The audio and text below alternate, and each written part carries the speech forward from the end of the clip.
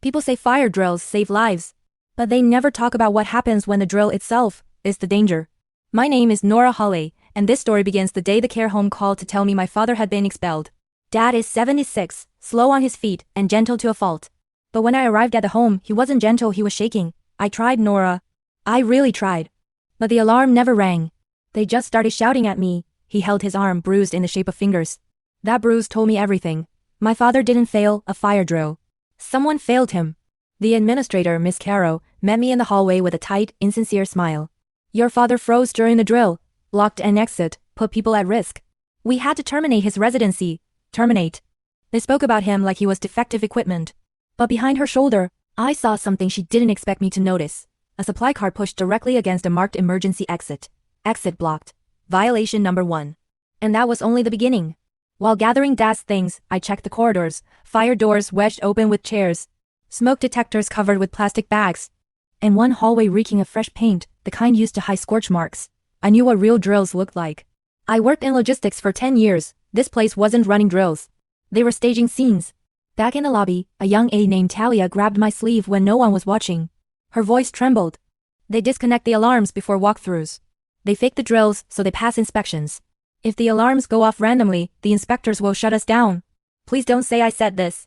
And suddenly everything clicked. If my father could prove the alarms didn't ring, the entire home would be exposed.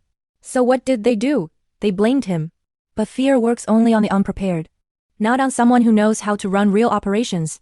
I spent the next week planning. I called the state fire marshal, pretending to be a new administrator scheduling a routine compliance check. He agreed. Then I invited every resident's family to a safety showcase demonstration, claiming it was to reassure them after the incident with my father. Caro thought it was a perfect PR moment. She had no idea she was walking into her own inspection. When everyone gathered in the courtyard, Caro strutted forward and pressed the alarm test button. Nothing happened. No lights. No sound. No evacuation sequence. Just silence. Residents stared. Families murmured. Then the fire marshal, who'd been standing quietly among the crowd, stepped forward. That alarm panel has been manually disabled. Caro's face drained of color. I walked up and placed a USB drive on the table.